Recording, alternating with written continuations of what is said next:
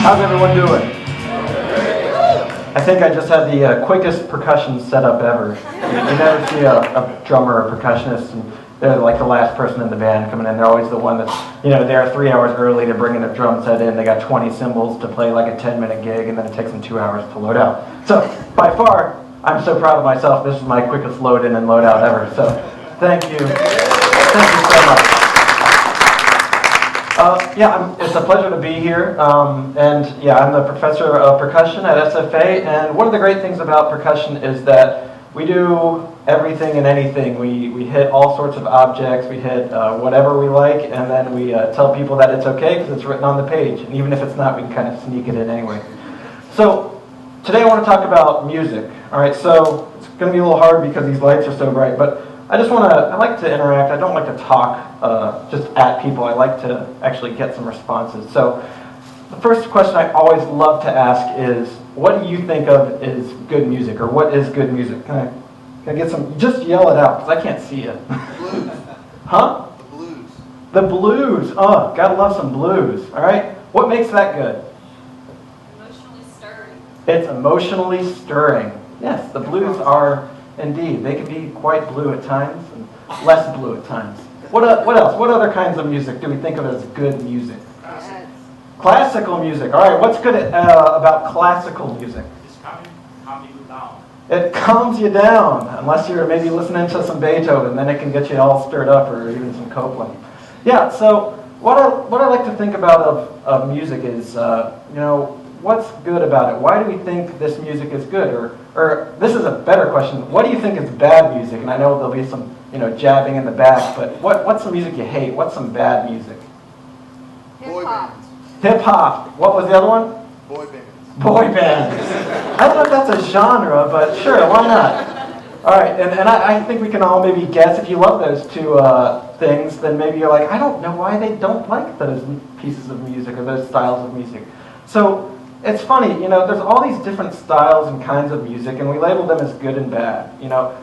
Music is not inherently good or bad. It's just music. It's there. There's the reason why there's, all the different stations on your radio dial, and when MTV played music and it was different styles, there were a whole bunch of different styles on there so that people would tune in. So, I can guarantee you there's someone in here that loves the music you hate and vice versa.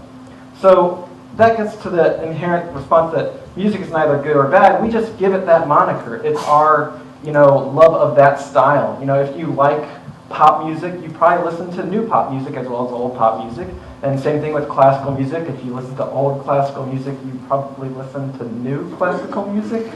Or at least you go to a concert that plays old classical music, then.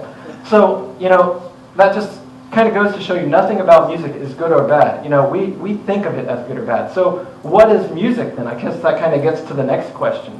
What do we think of as music? Is music the thing on the page that the musicians are looking at? Is music the thing that we listen to but that other people don't listen to because they listen to that stupid, jazz music, and that's not real music? They're just improvising. There's nothing on the page that says play these notes. So music itself is also whatever we want it. So I like to break it down. What is not music? All right, can we all agree that silence is not music?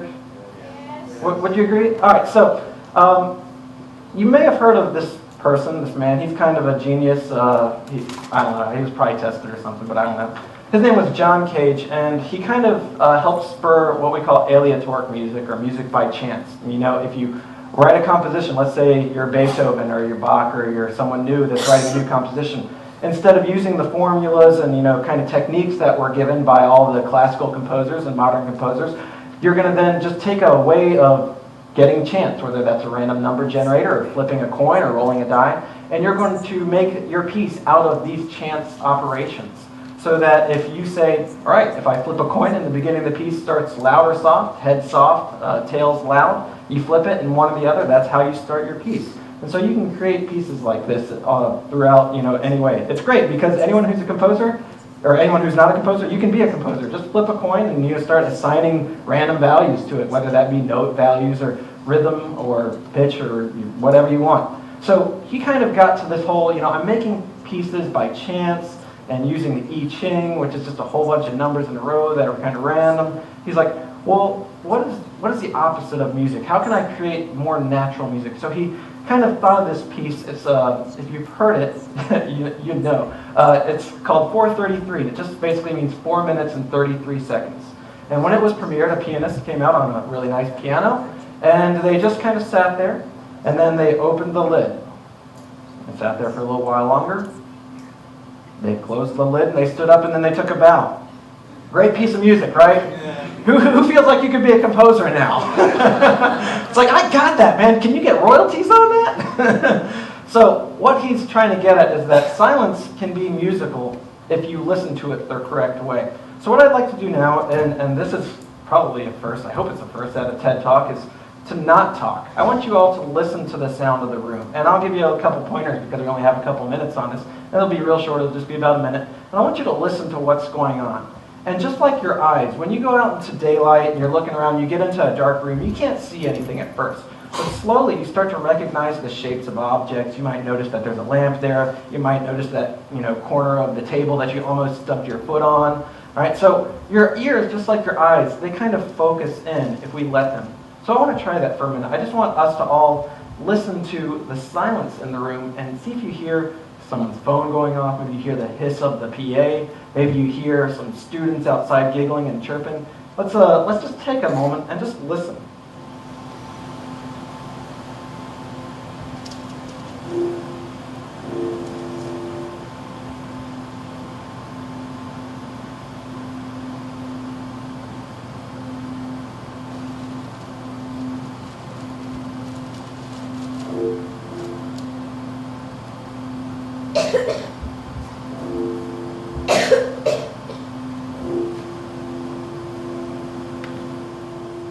All right, give yourself a round of applause. That was great. We all just performed a piece. We performed a condensed version of John Cage's 4:33. I especially loved the coughing solo halfway through. That really tied it together and the couple, PA hisses. That was gorgeous. Very nice tenuto on that, or vibrato on that. So, what did you all hear during that? We obviously heard a couple things. Is there something that I mentioned or didn't mention that you heard that I might not have heard? Was there anything that you heard besides a coughing and maybe the PA? Yeah. The crackling paper. Crackling paper, all right? Great. So, was it a great sound or a bad sound? It fit with the moment. It fit with the moment. You can certainly say that about it. Did anyone hear anything else? The reverb on the mic. The reverb, all right, yeah. Someone's doing the little fader thing, or maybe it's doing it naturally, all right? Gorgeous sound, gorgeous. It was lovely. Anything else? Shuffling feet, all right, that's a great one. What else? The fan, there's a fan going on. Anything else? Roaring of the spot. Roaring of the spotlights. I heard a rumbling of something. Of the tummy. Someone's got a little digestive concerto going on. All right, so the great thing about silence is that there's never anything such as silence. You'll never experience silence in your life unless you're stricken deaf, and I hope that doesn't happen. Trust me. I couldn't imagine my world without hearing sound. So John Cage is this great composer, and what he figured out is that we'll never hear silence. He went into an anechoic chamber at a university, and if you don't know what an anechoic chamber is, figure it out. Google it. No, I'll tell you. So an anechoic chamber is simply a room, whatever size, and it's meant to be just silent. There's no sound present. There's no humming. There's no whirring. It's off the ground. It's insulated. It's very thick walls. It's got doors that are, double. They're two doors so that no sound gets in from the outside. So John Cage went in there and he sat down. He just he wanted to experience silence for the first time in his life. He's like, there's nothing that's going to get in here, and I'm just going to not move. And he sat there for a while, and he just slowly started to hear this very high-pitched sound and a very low-pitched sound. And, he was just like, well, maybe that'll go away. Someone's probably doing something. And it just kept going. And so after a while, he got out of the anechoic chamber, and he went to the technician that runs it, because, with something like that, there's got to be a technician. And he goes, I think the room has something wrong with it. There's a high and a low sound. And the technician goes, actually, that's not a sound that you're hearing from outside. That's your own body sound. The high sound is your central nervous system. It's all the electrical impulses that are happening in your head and your muscles and everything that you do. Everything is all about electrical impulses. That's why you're alive. He says that's the high sound. We normally don't hear it though because there's too many ambient sounds going on. Wind, AC going on. Maybe there's chit chat going on. We never hear it because it's just very soft. And then John Cage was like, okay, well that explains that. What about the low sound? Because that was surely a sound. It was kind of changing. It was a little different all the time, but it was always constant. And the technician goes, well, that's actually your circulatory system. There's always blood moving throughout your body. If not, then you're you hopefully know that. But if you think of your eardrum, there's got to be blood that's rushing by it, and as the blood rushes by it and it pumps, it creates this low rumbling sound. So it's one of these crazy things where when you go and you've had a long day and all you want to do is just sit in a room in silence, you can never actually attain that. You can never hear silence. So what I like to do is I like to think about how can we enjoy the constant, almost barrage of noise that we have. And so one of the ways that I like doing this is with a piece, it's what I think of as a sound piece. A sound piece is generally a piece that involves one instrument doing very little, and you just kind of listen to it for a while. And Alvin Lucier developed this piece, and it's called The Silver Streetcar for the Orchestra. He basically went through the orchestra and gave all the instruments in the orchestra these really funny, crazy, metaphoric names. And when he got to the triangle, he's like, that's got to be the Silver Streetcar of the Orchestra. I don't know why, it just is. I think it's kind of a cool name, to be honest. I get to play the car. So in this piece, he basically wants you to start and play really fast and just really repetitive. And he gives you 5 parameters to change, and you can only change them imperceptibly slow, so that the audience can't actually hear one difference from the next until it's a large gross of time. So you can change 5 things: how fast you strike it, how hard or how soft you strike it, where you strike it, how much you dampen it, and where you dampen it. And you can only change one thing at a time, so that over the course of however long you play the piece, the audience slowly hears these different timbres.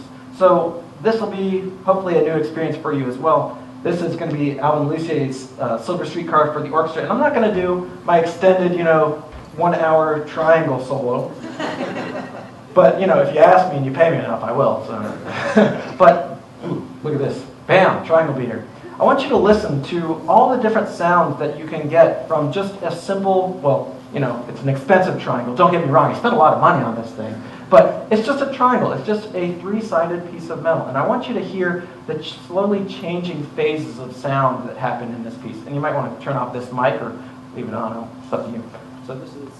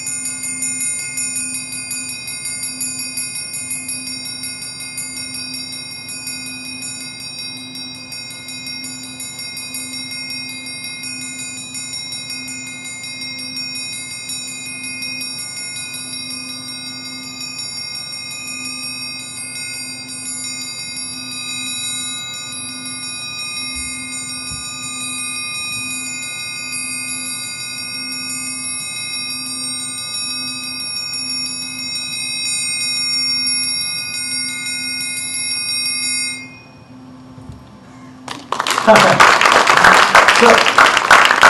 the point of that isn't to show you how well I can play the triangle. It's taken years, by the way. But I hope that you can kind of hear the slow changing shifts of sound. Did you ever think that a triangle could have so many colors? Did you ever think that a triangle had so many different timbres and pitches that could be available or that can be dampened out of it?